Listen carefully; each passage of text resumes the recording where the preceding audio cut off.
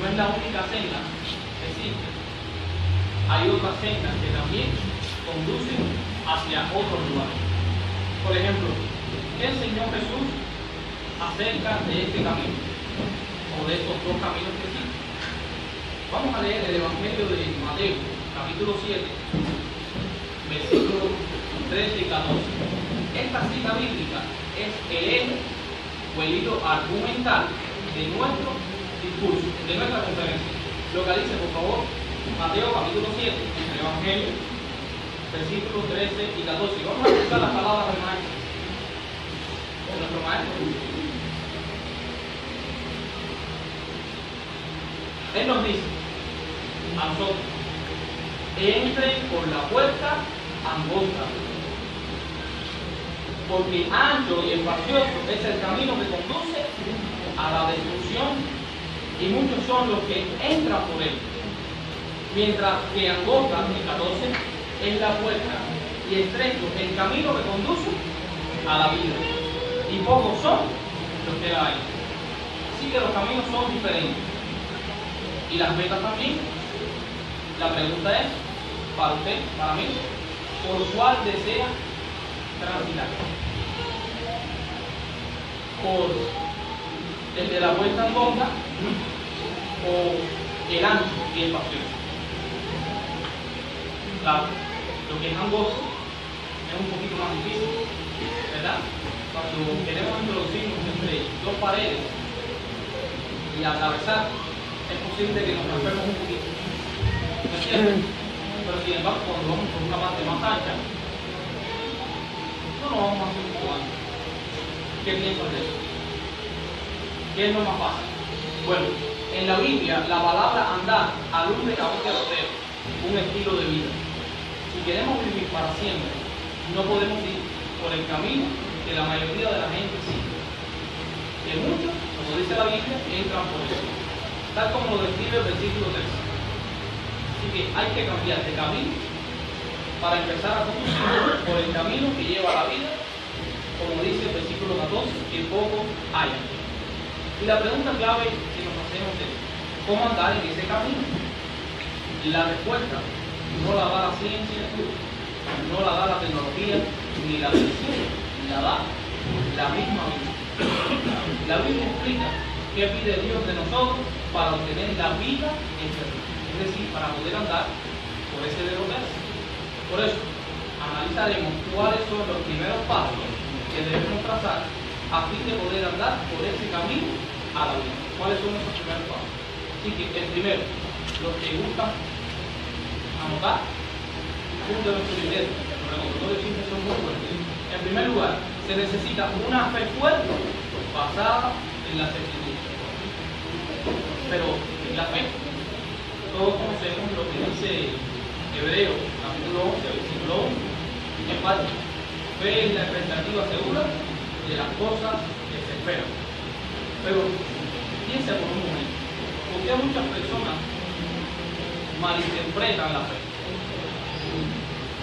Ahora usted sale a la calle y le pregunta a la gente: ¿para usted qué es fe? ¿Qué le contesta a la gente? Sencillamente, creer lo que no se ve. ¿Qué usted cree? ¿No es verdad? Creer lo que no se ve. Pero a fin de tener que en realidad esa persona que le dijo fe es creer lo que no se ve, podemos pensar en que no, en realidad no es fe, es credulidad. Mire, vamos a ilustrar para captar cómo la gente, lo que tiene credulidad, no son, aunque nos digan fe es creer en lo que no se ve. Había un famoso travesista que puso un cable para cruzar las cataratas de Niágara allá en Canadá. Imagínate, él es hombre muerto y se cae más así. Pero él era muy famoso y todo el mundo confiaba en que lo podía hacer sin pasar el cable. Así que se subió al cable y además se subió con una carretilla de una rueda. Ya es más difícil, encima del cable. Y ahora le hice una pregunta al público antes de pasar con la carretilla: ¿cuántos de los aquí presentes creen que yo puedo pasar al otro lado y andando con la carretilla? La gente empezó a decir: yo tengo fe, yo sé que tú puedes pasar.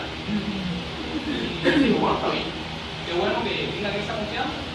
Y ahora, ¿quién de ustedes, vamos a hacerle la pregunta, puede subir a la carretilla y pasar al otro lado? Y la gente, está un poco difícil. Tratamos el punto. Así que una cosa es la credulidad y otra cosa es la fe. Así que la fe implica, hermano, acción. Hay que subirse en la carretilla. Y no solo decirlo, requiere convencimiento. ¿Qué lo avala? Las obras. Y la fe sin obra está mal. Dice Santiago 2:16. Ahora, ¿cómo se desarrolla esa fe? En que la Biblia es la palabra de Dios. Pues no es secreto. Vamos a examinar los hechos. Mire cómo nos va a fortalecer la fe. Hablar acerca de dos escritores bíblicos que relataron con la misma similitud y los mismos pasos, aunque escribieron en tiempos distintos, sobre Juan y Lucas. Un pasaje bíblico que se relaciona. Son detalles que verdaderamente tienen la intención de fortalecernos en que la palabra, la Biblia, procede de Jehová. Miren, vamos a localizar el relato de Juan, capítulo 6, versículo 5. ¿Qué queremos explicar? Bueno, la concordancia no intencionada de los escritores bíblicos. Así que localice Juan, capítulo 6, versículo 5.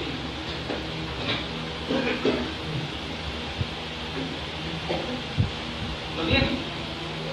Dice, por lo tanto, cuando Jesús alzó los ojos y observó que una gran muchedumbre venía a él, dijo a Felipe, ¿dónde compraremos panes para que estos coman? Así que Jesús se dirigió, ¿a quién? A Felipe. ¿Dónde ocurrió ese suceso?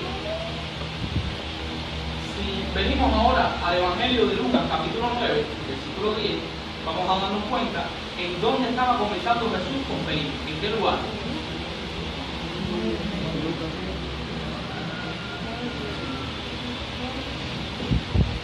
Ese es el relato paralelo, Lucas 9:10.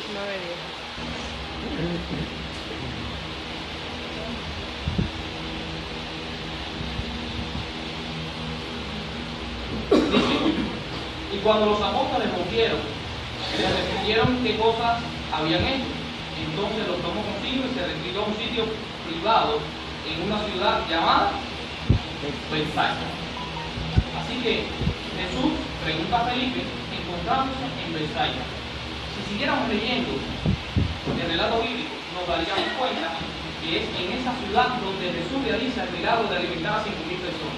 Recuérdese, la cuestión es, ¿por qué pregunta Felipe estando en Betsaida? Bueno, vamos de regreso a Juan capítulo 1, versículo 44. Recuerden, estamos hablando de dos escritores distintos, Juan y Lucas, pero como los dos coinciden en los mismos detalles. Localice Juan capítulo 1, versículo 44.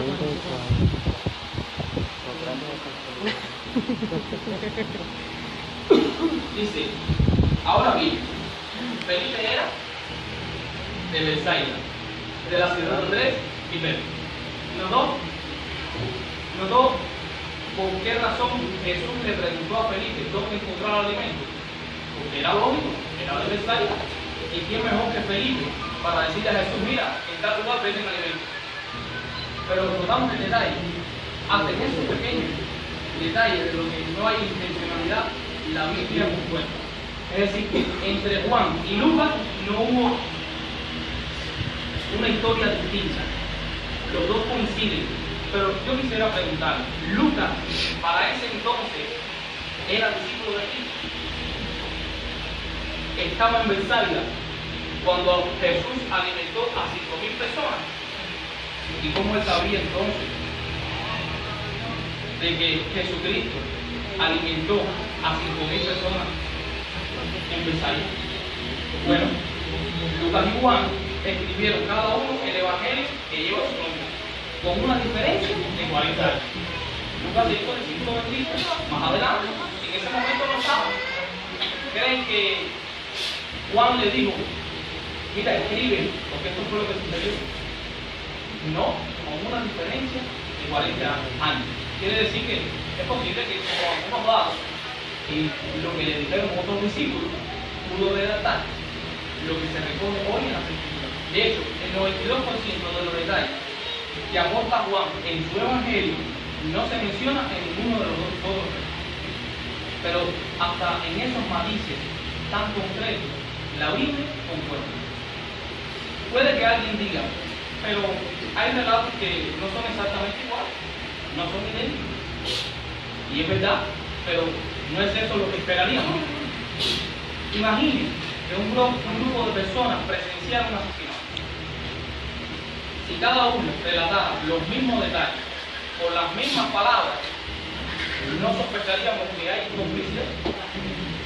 Lo normal sería que cada testimonio variara en cada función de la perspectiva personal del testigo. Eso ocurrió en el caso de los escritores de la Biblia. De modo que examinar pruebas, hermanos, como esta, nos convence de que la Biblia es la palabra inspirada de Dios. Y además de examinar tales pruebas, es bueno meditar o profundizar en nuestro estudio de la Escritura. Había meditado en lo de Lucas y Juan en algún momento, en la diferencia, en cómo guías, detalles.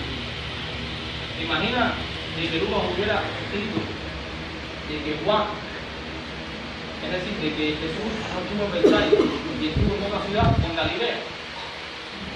¿Qué triste sería, verdad? Pero no es así, concuerda.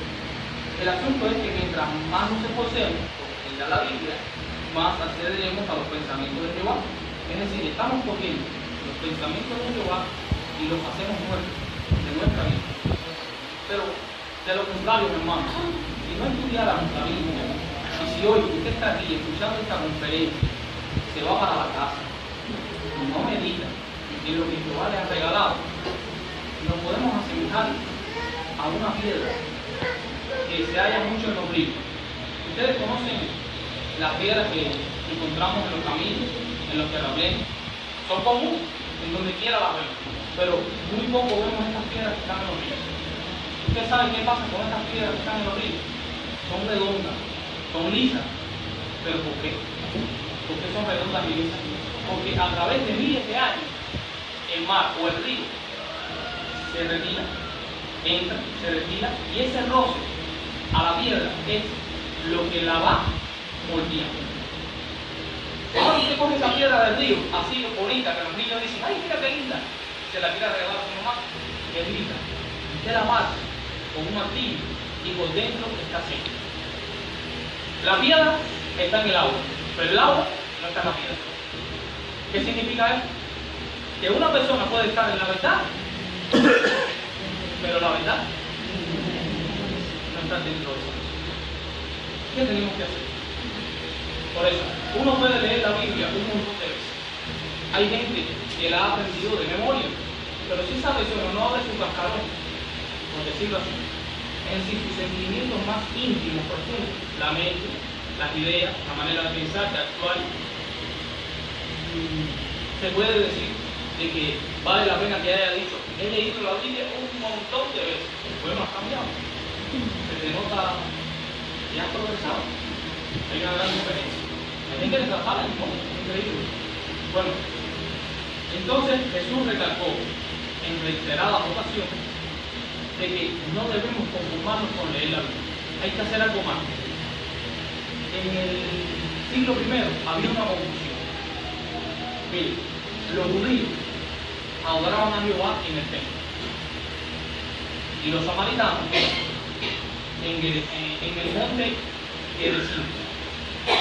Ellos pensaban de que con tan solo ir al templo y al monte Gerizim se adoraba a Jehová.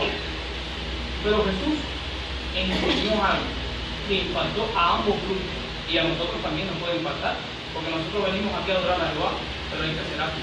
Mire, vamos a localizar sus palabras. Localice Juan, el Evangelio de Juan, capítulo 4, versículo 23 y 24.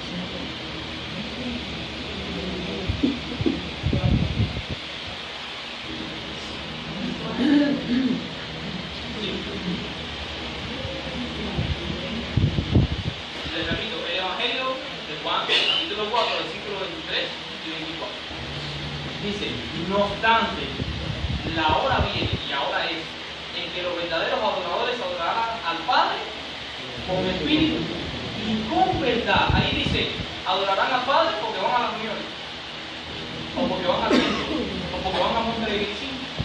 Dice, porque en realidad el Padre a quienes busca, a los de esa clase, para que lo adoren. Ahora el 24.